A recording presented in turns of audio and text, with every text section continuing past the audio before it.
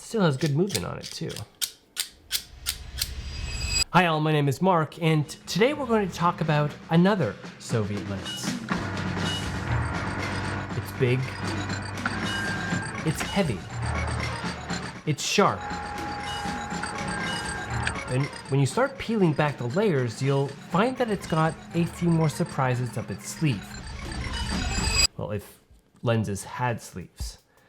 And you might be asking yourself, well, what is this magic Soviet lens you speak of? Well, it's the TAIR 11A 135 f2.8 prime lens. Enemy neutralized, ladies and gentlemen. Objective completed. This armored beast is the TAIR 11A 135 f2.8 telephoto prime lens, produced by KMZ between 1965 to 1995. 30-year run, that's not bad. Now it came in both the M39 as well as M42 mounts, like this one here. My first thoughts when I unboxed this lens, which went way smoother than my Mir 20 by the way, was the weight. For its size, this thing is heavy, 600 grams heavy. Now the casting is made entirely out of heavy metal, designed to protect the precious glass inside, a 4-element in 3 groups optical design. Now straight out of the gate, it feels like a quality lens, kind of like the photographic version of a T-72 tank.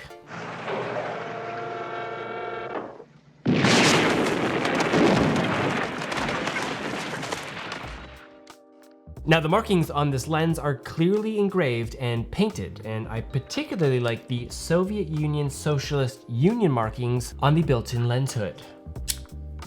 Surprise number 1, built-in lens hood. Still has good movement on it too. Now the lens has a 300-degree focus throw for fine-tuned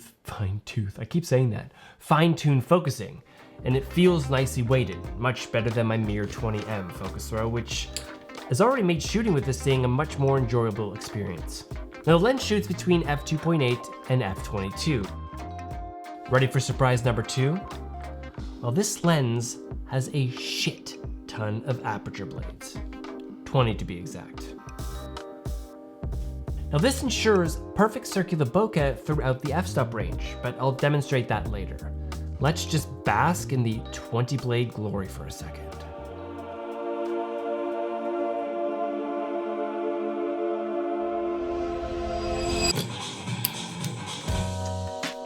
Now the ring situated at the end here is an aperture lock. Now these were used back in the film days to set and lock your aperture at a specific f-stop.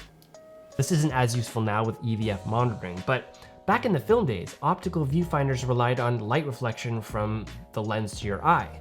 The faster the f-stop setting, the more light would come through. The slower the setting, the less light. This made manual focusing a bit more difficult at larger f-stops where lighting might be an issue. So you would set your desired f-stop based on your exposure setting using the lock, crank your aperture wide open while monitoring the composition to set focus, and then when you're ready to click the shutter, use the aperture lock to close the aperture to your preset f-stop, all while not removing your eye from the composition. Perfect exposure and hopefully perfect focus. Now, this took a bit of practice to get used to, but kind of makes you appreciate the modern conveniences we have nowadays. Now, I only mention it now because if you get this lens and wonder why the f-stop goes from wide open to halfway through, check the aperture lock ring. Now, I do love the 135mm focal length. It works well for both landscape shots and portraits. And the third surprise this lens harbors is its fairly close minimum focusing distance at 1.2 meters. This happens to be closer than the average 135 I've used, and it's just nice to be able to get a little closer to your subject. Now, the lens is very sharp from what I've seen across the board. Now, center sharpness at f2.8 is pretty great. Typical for most vintage lenses though, the sharpness falls off toward the edges of the frame. Now stopping down to f5.6, and that corner-to-corner sharpness has improved greatly. Yay for charts, right? Charts. Yay, charts! Now the colors straight out of the camera are vivid with really great contrast across the f-stop range.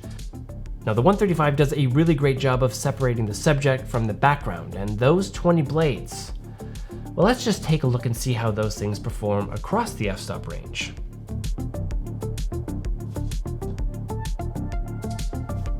Full circles the whole way through.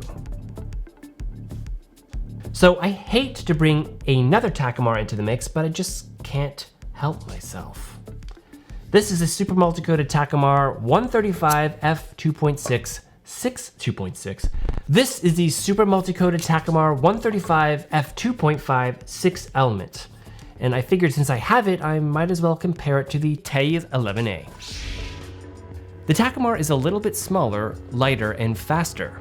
It's also got a further minimum focusing distance of 1.5 meters versus the 1.2 on the Soviet lens. There's no built-in lens hood with the Takumar, but it does come with a pretty impressive lens hood itself that just screws onto the end there. It's just another thing to pack and screw on, so that it kind of makes me really appreciate the built-in hood on the TAIR 11A. Now inside the Takumar is made up of 6 elements in 6 groups versus the 4 elements in 3 groups from the TAIR. Now wide open, the center sharpness on both lenses is pretty good. There seems to be a little bit of purple fringing at the edges of the Takumar here. On the TAIR, those appear to be greenish. Now over in the corners for both lenses are a bit soft. Looks like the Takumar edges out in the corner-to-corner sharpness over the TAIR, just a bit. But at f5.6, both lenses kind of fall into line with each other.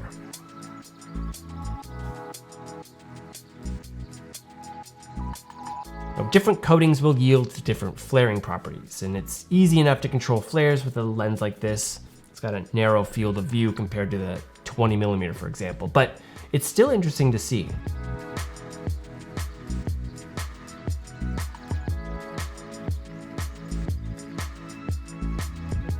Now the bokeh highlights on the TAIR are obviously more circular than that of the Takumar, given it's got 20 blades versus the Takumar's 8.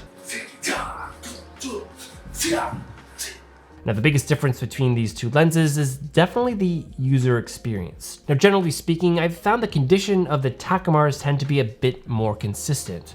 Some Soviet lenses this age have been known to have grease issues that lead to stiff focus, as well as the grease affecting the aperture blade. So all of these things are something to consider when purchasing a Soviet lens.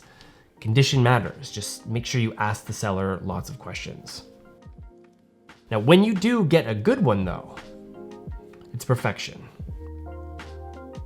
I really do love how the TAIR 11A handles. The build quality and condition of this lens really makes you feel like you're working with a quality piece of kit. The built-in lens hood, 20 blade aperture design, and closer than average minimum focusing distance really improve the versatility of this lens versus some other 135s out there. And really the image quality does match the build quality on this one.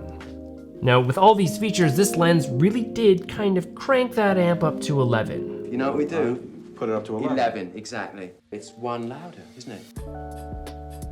This is another lens I'm going to ultimately have rehoused by Iron Glass, which I'm really excited for. But also a little bummed, because contrary to the Mir 20M, I really love the form factor of this lens. But I guess it's kind of like a caterpillar turning into a butterfly, needing to shed its old skin in order to take on its new form. Alright, so that does it for this video, guys. I've got a few more Soviet-based videos coming out. I'm waiting on my Mir 28mm to arrive, plus a very, very cool Helios 44-2 that I'm currently tracking in the post. Now, if you did like this video, maybe think about hitting that like button, letting me know. And if you haven't, consider subscribing. No pressure, whatever the case. Thanks as always for watching. Turn it up to 11. Exactly. See you next time. Does that mean it's louder? Is it any louder? Well, it's one louder, isn't it? It's not 10.